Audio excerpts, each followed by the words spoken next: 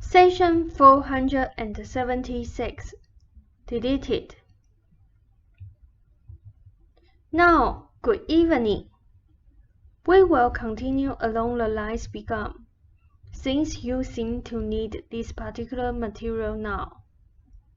Remember that your present reality is the result of years of positive and negative thought patterns. It is good that you have begun to recognize some of your own negative attitudes, for it is highly important that you do so.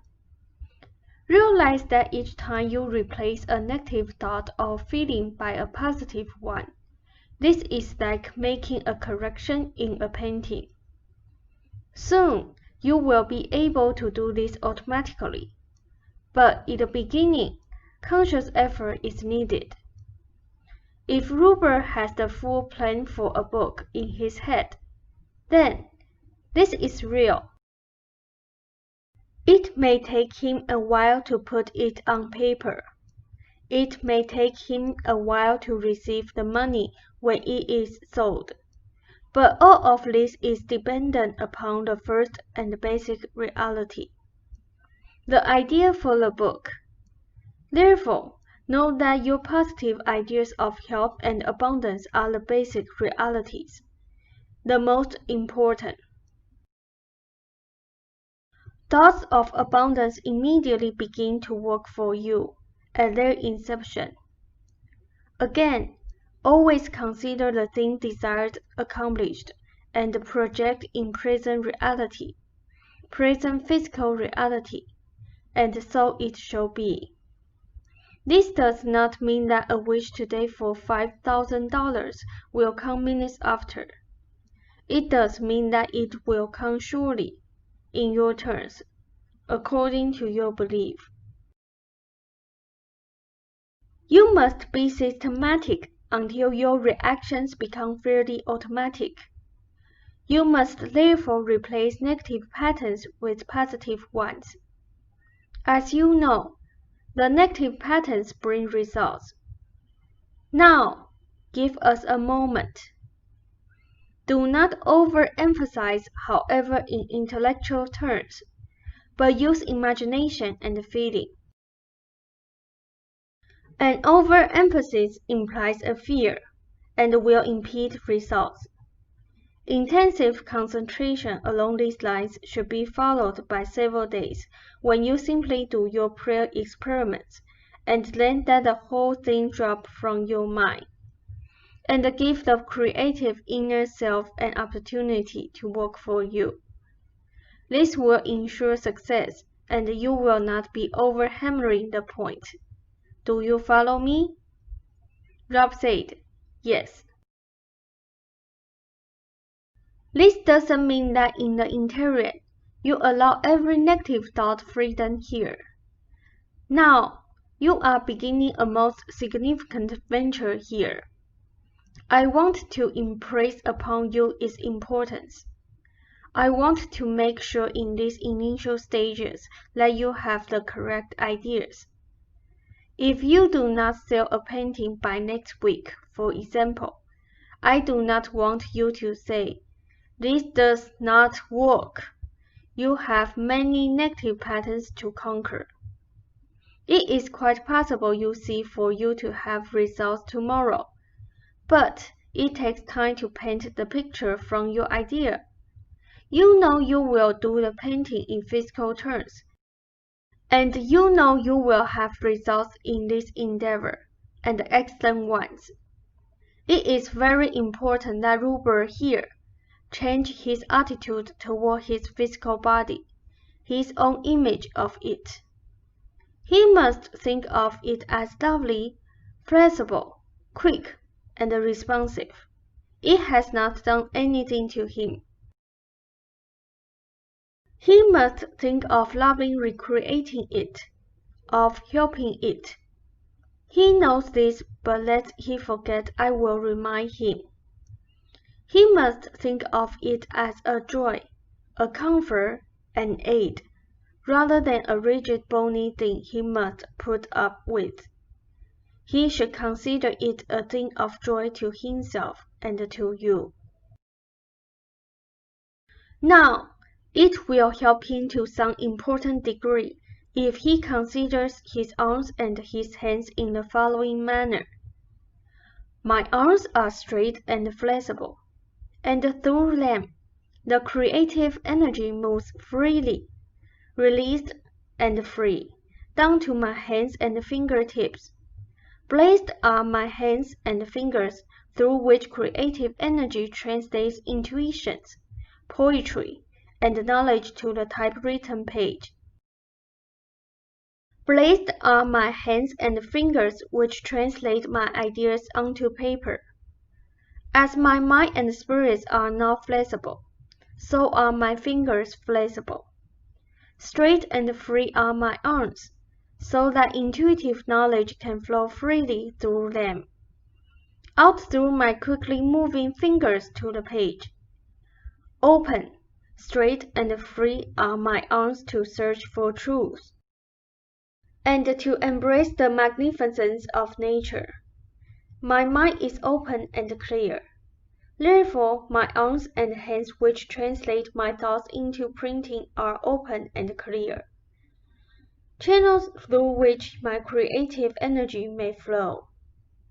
Give us a moment. I am free to stand or kneel, to run expectantly forward, for there is nothing ahead of me that I need fear, and the way ahead of me is clear and open. I am free to express my joy, for from it springs my life. I am free to bend. I am free to move easily and well, for I am composed of motion, and I move with the motion of my thoughts, which are free and open. I can see easily and well, for within my sight there is the freedom and joy of the universe. My spirit is free, and my body reflects its freedom. You may take your break.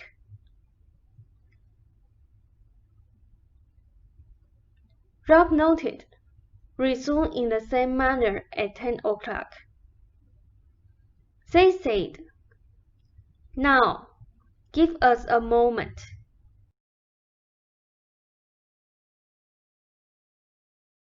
Your creative energies have always been highly beneficial and positive, and worked for you in ways you may not have known. Their energy has attracted other people to you both, and with all of your negative attitudes, the overall impression others received from you, generally speaking, was of creativity. Many do not know how to use their creative abilities. Many do not have specific abilities. Such people have often given you items for your household gladly and openly, because it made them feel a part of a creative endeavor. Now, you often projected negative thoughts, not being able to accept the items in the spirit in which they were given. You felt it made you inferior to accept such gifts. This is negative to begin with. You, Ram noted, Seth pointing to me. Seth said, wanted to feel aloof, and I tell you, superior. There is a knack in accepting and receiving. Your attitude was a rejecting one in general. That is, it was a reflection of a deeper pattern of negative thinking. Some of this had to do with your own background.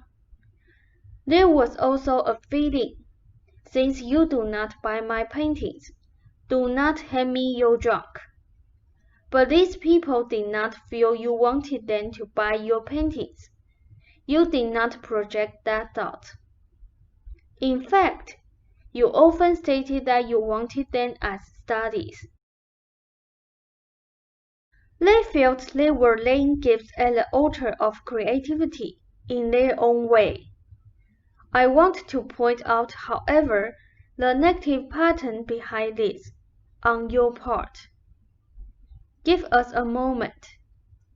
To some extent, there was a bottling up of energy, in that you could not take or give freely. You projected your own negative patterns of thought upon those who gave joyfully. This does not mean you love for alms. I did not mean they gave and therefore placed themselves above you. These were quite simply offerings, and they considered them little enough. You mentioned this to Rupert recently. I wanted to point out the important point, however, the rejection on your part, as well as the attraction or the reason for the offering. Remember what I said about limitations. There is more here. Give us a moment. Behind it, a fear of being taken advantage of when you accept anything from another, but the habit of rejection, generally applied, is a limiting one. Specific incidents may be reacted to freely, but an overall pattern of rejection should be watched. It can extend to ideas and limit both creative and abundance. Its basis is fear. When you realize you have freedom, there is nothing to fear in this way. Do you follow me?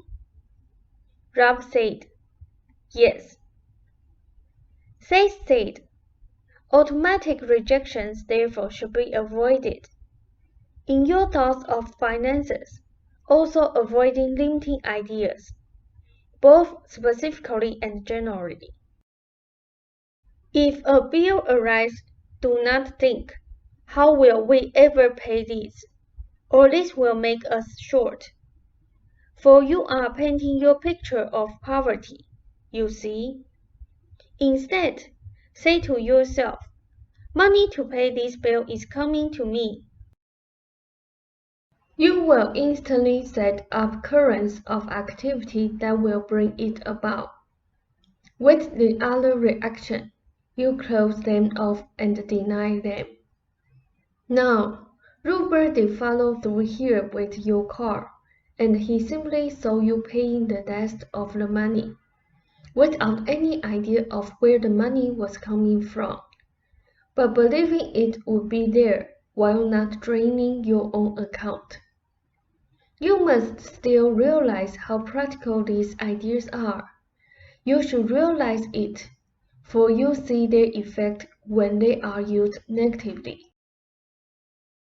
This is the way you build your life, whether you realize it or not. This is one of the main purposes of my material, that you construct your own physical reality, and that it is a replica of your ideas. For this does not apply within your system only, but beyond it. Now, you may take your break. Now, you do give to others, those with whom you work, and those who come here. You give what you have to give. You receive what others have to give. You have helped broaden the horizons of many of the people that you know. When some of these offer you a physical object for your home, they give in their way. You give to some. You may receive from others. You follow me? Rob said, yes. They said, it is not I give you a spool of bread, and you give me a spool of bread, and we are even. You give to one in your way, and something may be given to you of a different nature by an entirely different person, and yet it is a nature of your own giving. Therefore, do not limit the flow of energy in such circumstances. Now, this will be the end of the session unless you have questions. Rob said, I guess not. They said, if you do have any on this evening's material to you, then I will answer them at our next session. My heartiest wishes to you both. a fond good evening, and success in your ventures. Rob said, "Thank you, good night, Seth." Rob noted, "I told Jen that I did have a question, but hadn't asked it, because we both seemed to be tiring. It concerned the best general approach to establish our new attitudes, since we had many different desires at hand to deal with." Thus, Seth returned at 10:45. Seth said, "That is why I told you that the word abundance was such a good one. Give us a moment. In your prayer episodes, deal with Rupert's health, and do not divide your efforts. Generally speaking, however, see a free, abundant flow of energy between you and your environment. I will need to give you more specific directions, however, and for these, I will wait until your next session. You are mainly concerned with overall patterns of thought, replacing those that you already have, replacing negative ideas as you are aware of them. This does not take much additional time, you see." Rob said, "I was wondering about confusing the rest of the personality." They said, "Concentrate on the health issue in your exercise for now. Let your thoughts flow naturally during the day. They will of their own accord touch upon various issues such as work, finances, and so forth. When they do, then correct any negative thoughts with positive ones. The feeling of abundance, spiritual, psychic, and physical, is what is important, and the avoidance of thoughts of limitations. I will have more to say in our next session. You are making it more complicated than it is. Give me a moment." In the normal course of a day, your thoughts dwell to some degree on the issues that you have mentioned, and about which you are concerned. Now, in the past, such thoughts were often highly negative, and they have resulted in negative conditions. No special efforts are required, save that such thoughts are now made positive. The healing exercise will automatically increase spiritual abundance. When you feel you are ready, then the 2 daily prayer periods should be retained with a change of focus that will take care of other issues. You need not concentrate them upon one issue or another. I will give you suggestions to use and affirmations that will show results in all aspects, financial and otherwise. The change in your attitude will automatically begin to bring results in any case and in all areas. Now, does that answer your question?" Rob said, "Yes, very well." Seth said, "Do you have others?" Rob said, "Yes, but they can wait." Seth said, "I will bid you a second good evening." Rob said, "Good evening, Seth. It's been very interesting."